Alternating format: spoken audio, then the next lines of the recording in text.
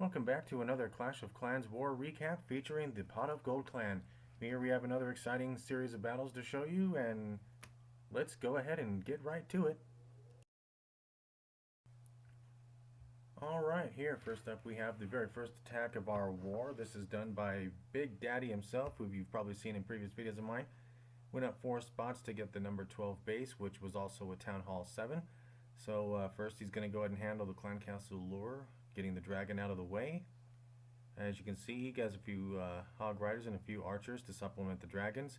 And as usual for most of the dragon armies in my clan, he's going to use 3 lightning spells to take out one of the air defenses. So with bases like this, with the forthcoming update that will add an air defense to Town Hall 7, that means we have the potential for 3 level 5 air defenses going on in that case. So what we expect is a much more difficult battle for dragons. It'll certainly change out strategies and see how things change out. In the meantime, we're going to go ahead and enjoy these kind of victories here that do seem to have the easiest learning curves to date. But what I didn't anticipate up until today with the new update news was that we're going to have some changes to that. And so, of course, as usual, when a new update comes out with Clash of Clans, we'll certainly be able to adapt and try to learn some new strategies to compensate if necessary. So in this case, we've got the dragons coming in. The hog riders are coming to make sure that other air defense gets taken out more quickly, and that way the dragons are not harmed. So what I might expect for my clan to adapt to this new upcoming extra air defense in Town Hall 7 is probably to have maybe a couple less dragons and a few more other supplemental troops such as balloons or hog riders to go straight for the defenses. That's how I kind of anticipate we'll adapt to that sort of thing.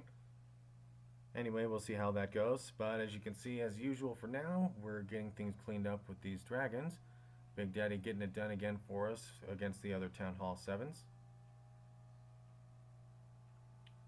So at this point, yeah, pretty straightforward attack here. Just clean up work right now at this point. Nothing else that can harm the dragons.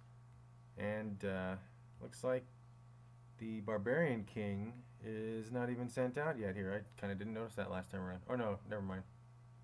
Yeah, that's the enemy Barbarian King that's down. So he didn't really need it. And got a victory for us, 3 stars to start off the war.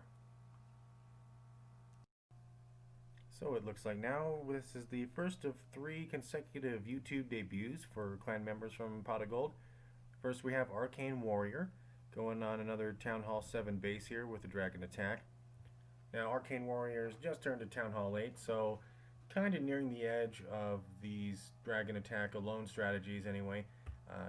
So as far as that goes, definitely probably looking forward to getting those new troops in, the Dark Factory spell, that sort of thing.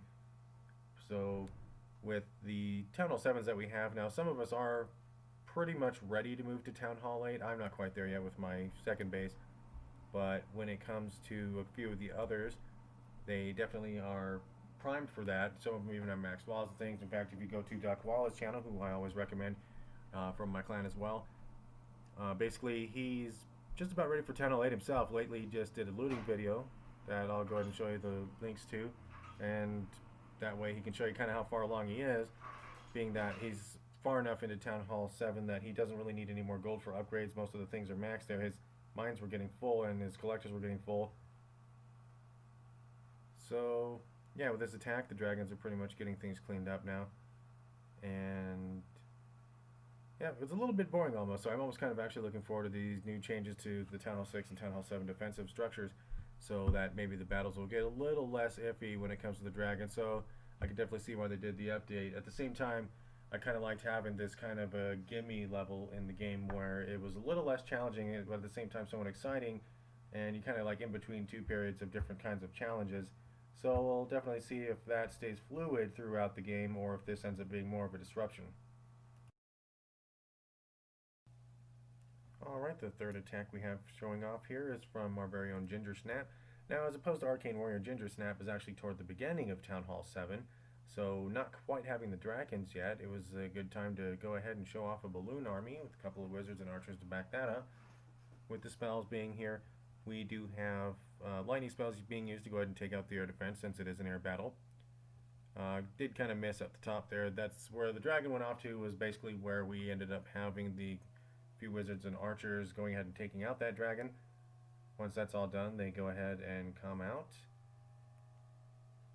So at this point in the war, with the end of Arcane Warriors battle. That gave us a score of 12 to 1. Gingersnaps is actually going to get us to a total score of 23 to 1.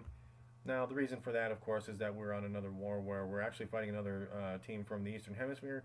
The time difference means that usually in that case we end up having the majority of our attacks happening before theirs.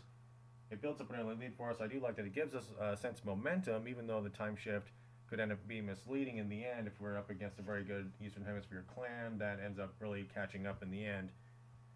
As you'll see later on in the video here, the war ends up getting more competitive than that. So as you can see, the balloons keep coming in here. They're doing a very good job given that the air defenses were pretty weak. That didn't have to be taken out by the lightning spell.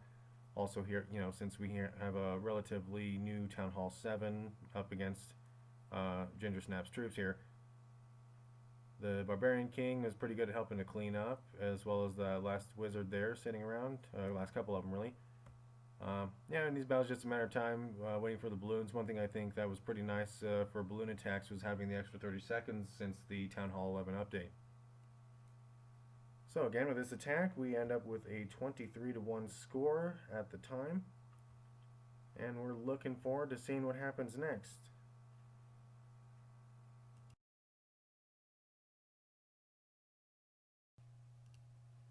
Okay, next we have our number 7 Jakester doing his PoG war debut here with this attack, taking on number 7 of the opposition's team. Now, in this case, we've got a Town Hall 9 that doesn't quite have their air defenses yet, so obviously it's kind of like a Town Hall 8.5 situation. So, yeah, it gets the Clan Castle Lure going here at the top. Again, I got it a little bit cut off, which I apologize for, but nonetheless, we get to see here how they're taken out. Dragon and a balloon. Now, I know sometimes there have been occasions where, because of the different speed of Clan Castle troops, sometimes that can be used to someone's advantage. In this case, with the dragon and the balloon can end up being too far behind for things like poison spells to catch them in their radius, that sort of thing. In this case, Jakester was definitely good at making sure that they were both caught in the same area, and certainly that was going to help a poison spell take them out. Has one remaining, which I would say at this point probably is only good for using on the Barbarian King, so we'll see if he ends up doing that. Now, without golems in the army, I believe because his golems were still perhaps level 1 or something, went ahead and went with the level 6 giants that have been upgraded at the Town Hall 9 level. With that, making sure that there's some heal spells in there to keep them protected as much as possible. At the same time, getting some Hog Riders in there. So, with the wizards and the single Barbarian I believe he had taking handle on the Clan Castle troops, it didn't seem like there was going to be much cleanup action going on. Still, as Jakester is patient enough to allow for the heroes to come out behind once the defenses are able to take care, or be taken care of, that is, from the other troops. And you'll see that the giants make their way into the core somewhat easily. Also, the Hog Riders do get around to a lot of these other defenses that the giants can't quickly reach. That ends up making for the ability of the heroes, the Barbarian King and the Archer Queen up at the top there, to go ahead and take out the remaining structures. So at this point, right now, just the Tesla and the cannon really there left for the troops to worry about. So once those are all done, the Hogs and the Giants going to turn right around on those skeletons that keep bothering them and chasing them around. And yeah, after a bit of a delay, the Clan Castle Dragon comes out for cleanup action. I know normally sometimes the people in my clan actually end up having one dragon out of a bunch of ground troops, and more often than not, it doesn't really seem to work out. It seems like either the dragon ends up getting taken out by air defenses quickly because they're pretty much the only thing for the air defenses to shoot at, which means it's an easy target, or something along that lines really, where they end up being very susceptible at one spot and then they end up not being quite as useful for the 20 spaces that they take. So it's pretty risky, but in this case, Jakester does a good job of kind of waiting for any real dangers for the dragon to come out. And it seems like mainly, yeah, the dragon's there for cleanup and making sure that things take a little less time to take out. So Jakester gets his first 3-star victory and does a pretty good job at it as well. Actually has some pretty good timing. Alright, at this point we have Crazy Gabe going for another attack. Town Hall 8 versus Town Hall 8. Gabe has his go wipe going. Now, when it comes to the Clan Castle troops, I do want to mention, especially when you have something with a dragon in it, it's a good idea going with, when you do go with the poison spells in twos, you'll want to make sure that you don't drop them so quickly together at the same time, it's best that you let a few to several seconds go ahead and pass before dropping the second one down. This allows the residual damage of the poison spell to continue on for longer. The abilities don't entirely stack that well unless you do it that way. As you can see in this case, Crazy Gabe did have a few hit points left on the dragon, otherwise the double poison spells could have taken them out if placed just a bit more separately. So when you do this, and you do have the hit points left over, you also do want to make sure that you do put out a couple of troops at a time, especially in different locations so that the dragon doesn't target them at the same time with splash damage. And that'll save you on troops whenever you have to clean up any kind of clan castle lore like this, or if you're just using the one poison spell method. So at this point, the golems come out and very well protect the wall breakers. Now, at this point, he goes ahead and sends out some archers on this outer side here as well to go ahead and get things going. Now, one thing that is a bit risky, especially when you have this many archers, is that you do want to make sure that when you are getting the rest of these things destroyed, that you do put in the P.E.K.K.A.s behind as soon as you can, kind of like this, but not too soon. The point of that being that the archers, if you take too long, the archers are going to get rid of a lot of the structures that the P.E.K.K.A.s can aim closely at, and as a result, the P.E.K.K.A.s will end up kind of running away off to the side. This time it was pretty good timing on that, just because the golems are taking the heat, of course, it's saving the P.E.K.K.A.s from getting damaged. Then they come in just in time to actually target the nearest available thing in an inward fashion, rather than end up trying to take a walk around the outside. So in this case, Gabe does do a pretty good job of timing things out that way. And as you can see, that does result in him being able to get the spells going more toward the center or the core of the base. This allows a lot of those more damaging troops to take maximum effect, get the damage done inside as quickly as possible, and then you can just have to worry about some of those exterior defenses on the other side of the base that, while damaging, while able to really do some bad things to your troops, end up not doing that much damage, especially if the golems and troops like the P.E.K.K.A.s or maybe even the heroes can end up keeping their attention on them. That way the smaller troops like the wizards and the archers, etc., can go ahead and do their damage. So in this case, you do see there are a couple wizards following the Barbarian King, a couple wizards following the golems. They're mostly staying out of harm's way. As a result, your offensive power stays, as well as making sure that any defenses that are still around are focused on troops that are heavier hit points. More troops are out at the same time, doing that cumulative damage in a consistent way. So with that being said, the attack's coming to a close here. Quite a few troops left over to help get things all cleaned up. Taking out that last builder hut at the top is all Gabe needs for a 3-star attack. And so another good job there, making sure that the middle of the pack in the war is handled. And next here, we're going to have number 4 against number 4. Our very own Coop Stain is go ahead and use the Town Hall 9 Go Wipe. So of course we get the Hogs here, a few from the clan castle and a couple of his own to go ahead and get in there, take out a couple of the defenses and get in deep enough to lure out the clan castle troops. And in this case we're going to have another double poison spell on the dragon and balloons, as I've kind of mentioned earlier. First, getting them lured out a little bit more here. First of all, there's some skeletons there as well, so it wouldn't hurt to get them taken out at the same time. Yep, so here comes the spells. Now as you can see here, the balloon looks like it's out of the radius, but it is glowing, but that's because one important thing about the poison spells as well, especially when it comes to air troops, is that you're actually placing the spell where the shadows of the troops are. I noticed there have been a few times from now and again where when we're in these war battles, the clan castle troops end up not getting taken out by the poison spells just because their shadow was just outside. So with that being handled, the golems start coming in and taking the attention of some of the defenses, and then we get a bit of an arc of the wizards around there.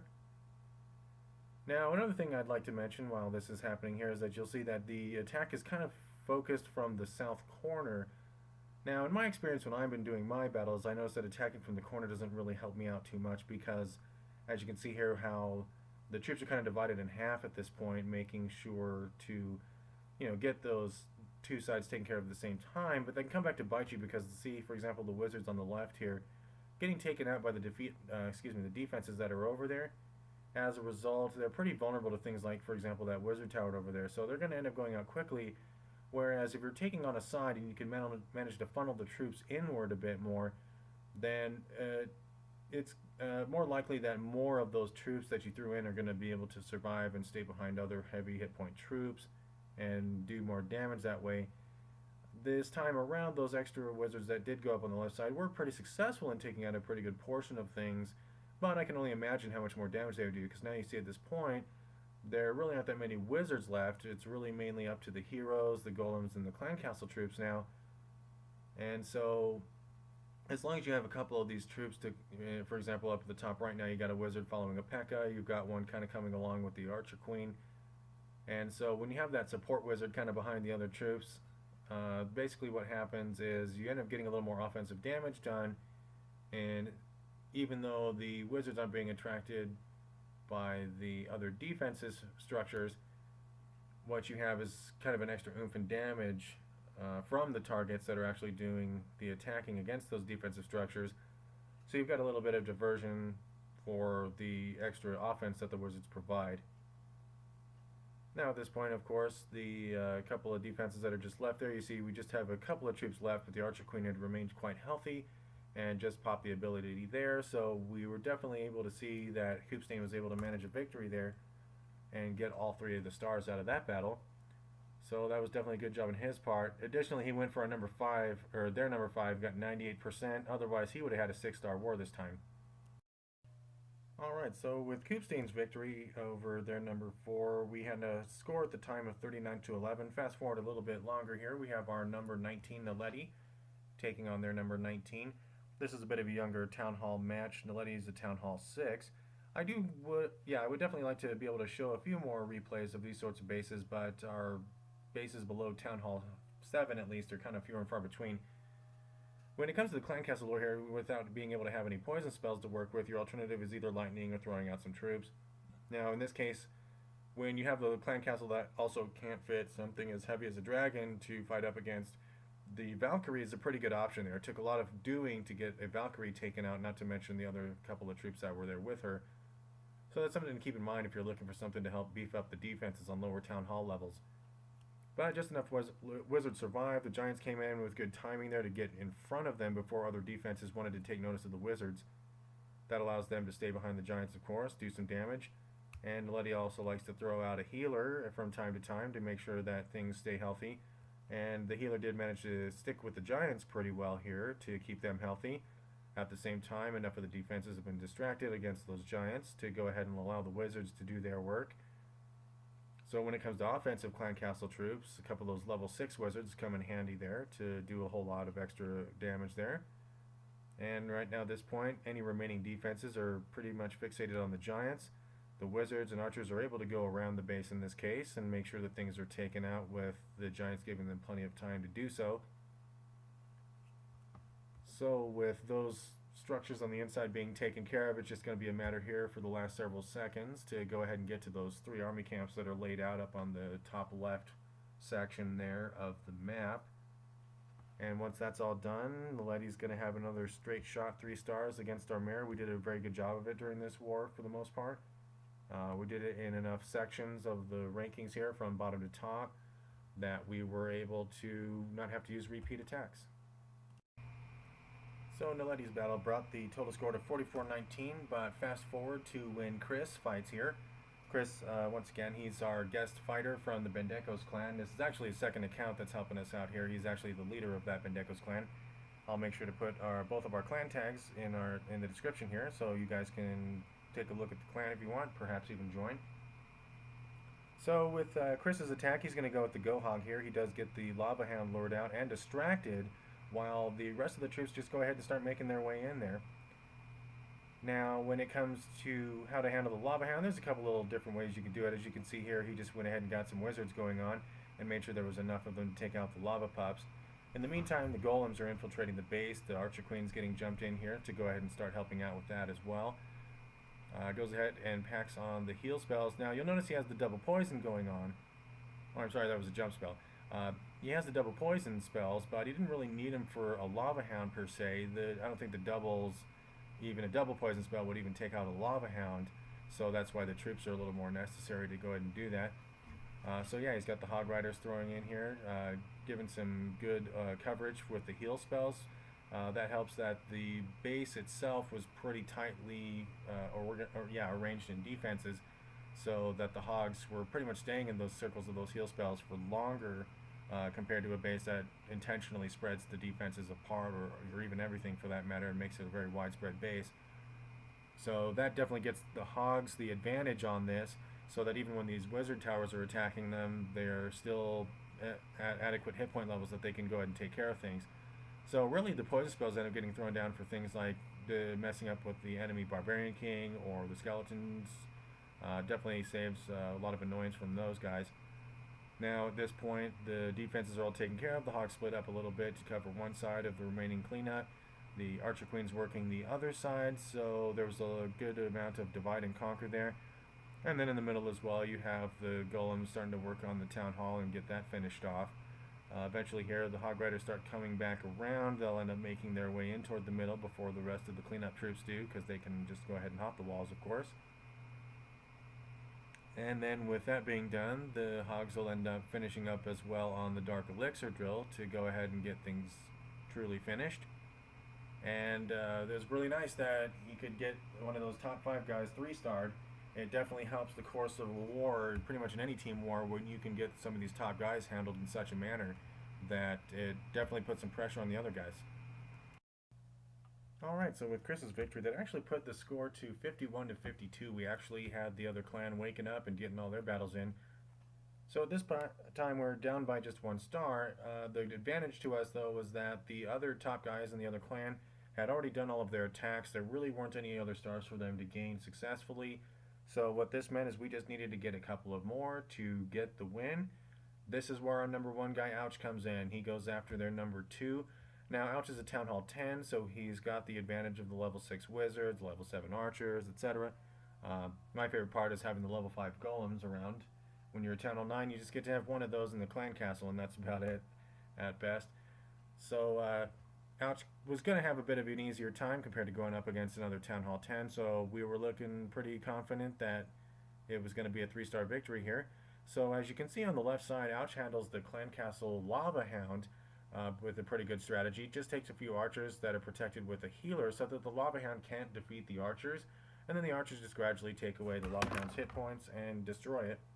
In the meantime, with the Lava Hound distracted, we have the go wipe action going in.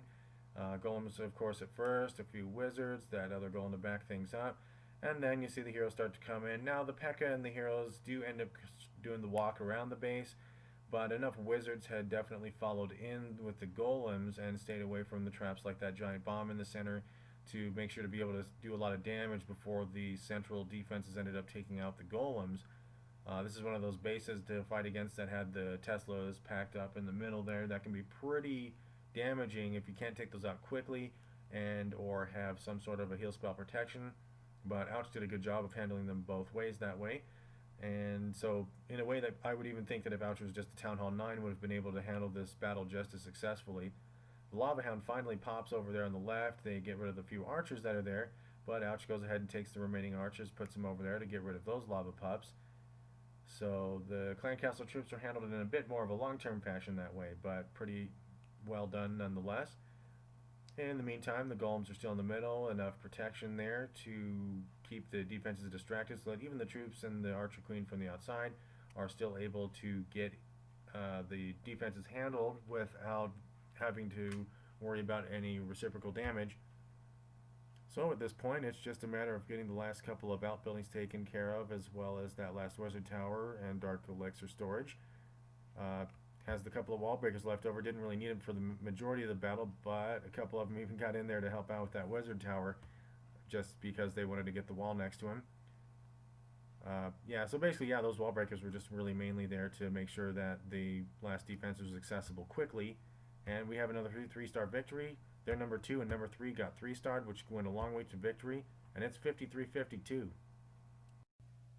And with a couple more cleanup stars, we end up with a 55-52 victory for the pot of gold. Coopstain, additionally, went ahead and got the most heroic defense after a good offensive performance as well. We made Coopstain, Gingersnap, Miletti, and Ouch our MVPs. We especially thank Chris as well for being our guest fighter from Bendecos. Great job to everybody, and we're certainly going to be doing well in the future, so make sure to keep in touch with this channel so you can see a lot more of the winning action.